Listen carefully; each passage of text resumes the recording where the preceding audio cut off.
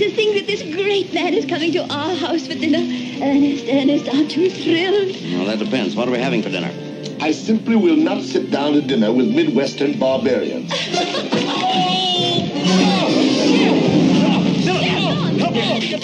A great thing about The Man Who Came to Dinner is it's grounded in something everybody does recognize, which is somebody came to dinner and didn't go away. How do you, Mr. Whiteside? I hope you're better. Thank you. I am suing you for $150,000. How's that? What? You know, it was screwball verging on slapstick, verging on this, verging on that. It's very, very weighty. There's an octopus at the door. Good, bring him in. Now I'll have somebody intelligent to talk to in the evening. Where do you have this wit today in American film comedy? You just don't. Where do you have this intelligence? Where do you have this ability to have so many things going on at once? From the key dive of Egypt. What did you send him? Grant's tomb? This movie has everything, and it's like everything but the kitchen sink, although it does have penguins. Doctor, perhaps I'm not well, but when I opened the door just now, I thought I saw a penguin with a thermometer in his mouth.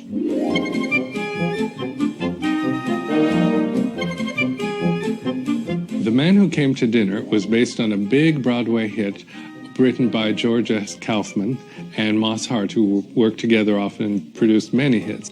At Columbia, You Can't Take It With You, a Kaufman and Hart play, won the Academy Award, and The Man Who Came to Dinner was the same situation. A family full of eccentric people gathering together. Because it had been such an enormous hit on Broadway and was touring around the country, Warner Brothers naturally wanted to buy it. It was a George S. Kaufman play, but it was adapted to the screen by the Epstein brothers, Philip and Julius. And they wrote, famously Casablanca. Stand back, please. Don't come too close. I have several contagious diseases. The man himself was based on the famous critic Alexander Woollcott, who was friends with Kaufman and Hart, and who was a sort of flamboyant figure of his time. My, you mustn't eat candy, Mr. Whiteside. It's very bad for you.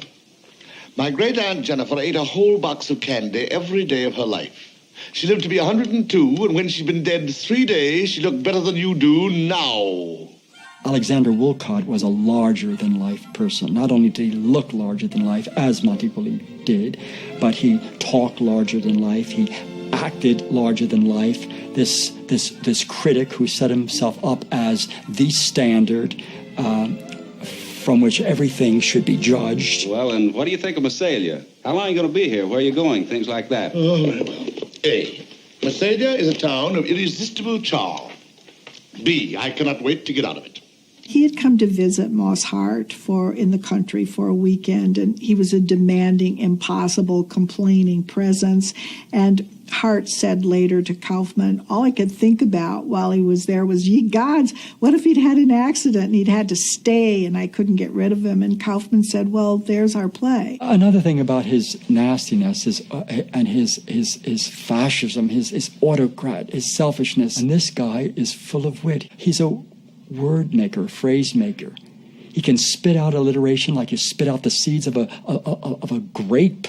Don't look at me with those great cow eyes, you simpering Sappho. Where have you been all night? Playing house with Bert Jefferson? In the original production, no one was famous who played these roles, including, as an actor, the lead. And so it was designed to be an ensemble piece. Oh, dear, Mr. Whiteside. I'm Mrs. Ernest Stanley, and this is Mr. Stanley. You are coming to dinner, aren't you? Oh, mais non, madame, je ne peux pas. Je suis tellement fatigué, n'est-ce pas? Non, pas du Mrs. tout. Stanley, Mr. Whiteside is having his little joke. He'd be delighted to come to dinner. It's also rather unique for Bette Davis fans because it's one of the few comedies she ever did and one of the few ensemble pieces. I think you're a selfish, petty egomaniac who would just as soon see his mother burning at a stake if that was the only way he had of lighting a cigarette. She is really the calm in the eye of the storm. Sheridan Whiteside creates havoc. She cleans up after him.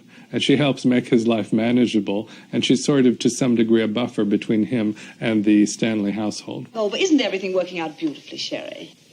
Peachy. Comedy thrives on a lot of people. Comedy's rule is the more the merrier. When you have the more, it's not only merrier, there's so much energy.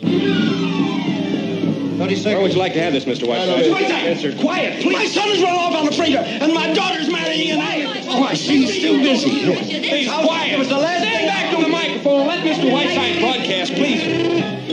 You have a host of supporting character players, some even from the Broadway stage, like Mary Wicks, will stay on as the housekeeper in so many Warner Brothers films. She's making her screen debut in this film. Well, what do you want now, Miss Stomach Pump? It's your pills, one every 45 minutes. And then Billy Burke as the ditzy wife. Doesn't that bird brain of yours ever function? He must be very happy. She's most famous, of course, as Glinda the Good Witch. But in this film, she's just part of the comedy of the cast of crazy characters. Mr. Whiteside, I want to talk to you. I stood all I'm going to stand. Ignore the interruption. For the past 10 days, we haven't been able to call our souls our own. Mr. Stanley is in the great tradition of the husband who doesn't have a clue. John and Jay public. They're the average person being put upon by all this craziness. And they sort of represent the audience, if you will. Good night, dear Mr. Whiteside. Good night. Right in the middle of this whole thing about a guy breaking his leg and hanging around wrecking the house, there's a story of an axe murderer. I mean, you know, you got to ask yourself. She's right out of the Hound of the Baskervilles. It's all part and part of having a chaotic mix. And I think that was one of the reasons the play was successful. It was fairly unique because it was based on all these real-life people and put into this fictional situation and then playing on those people's well-known characteristics. Is this my blossom girl? Sherry, you poor, sweet darling. Are you all right?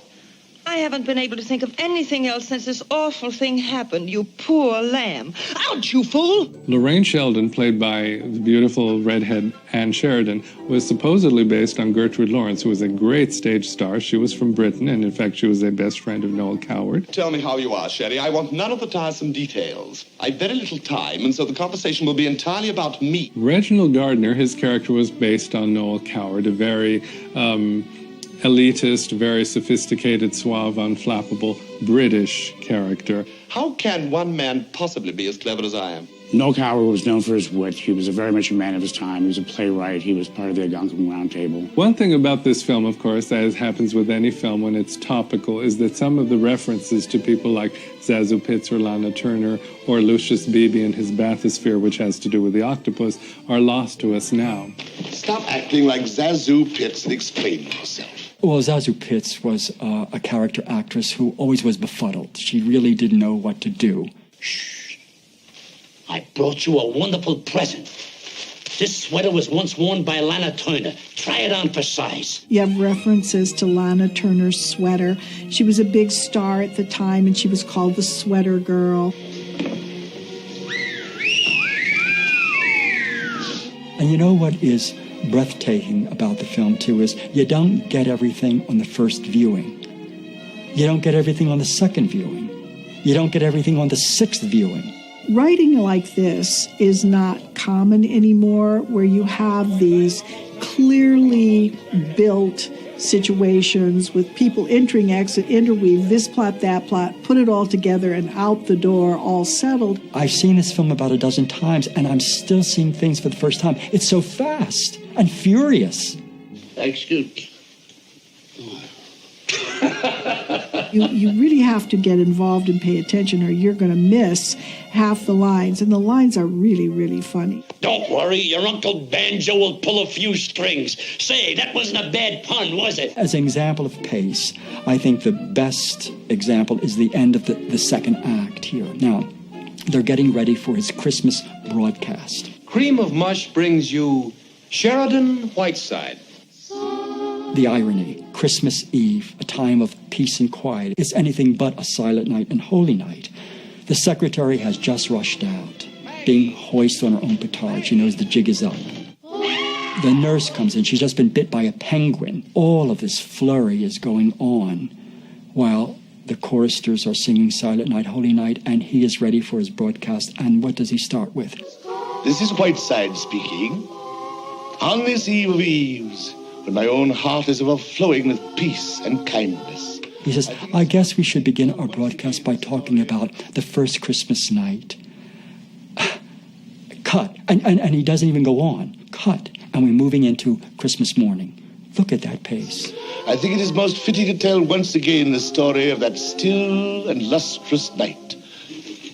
Good morning, Mr. Whiteside. Merry Christmas. Merry Christmas, Mr. Whiteside. Oh, Merry Christmas, John, Sarah. I mean, the piece is a finely tuned watch. People are always trying to write these things today, but somehow they can't do it. It's not easy.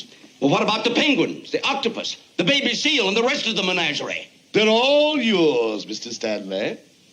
Of course, everything turns out happily here. Merry Christmas, everybody. Merry Christmas. We've got 5 or 6 different plots coming here, all of which come together nicely in the end and works. Oh, Mr. Whiteside, Mrs. Roosevelt's on the phone. What, Eleanor? Oh! I've done it again. And the bottom line is, it's funny, and it's still funny. What, is anything wrong down here? Mr. Whiteside. Preen, I want the Preen back. Mr. Stanley, I am suing you for $350,000. Oh, where's the doctor? Oh, here. Bring in the wheelchair. Doctor, come here. I'm going to take. Oh, this is all.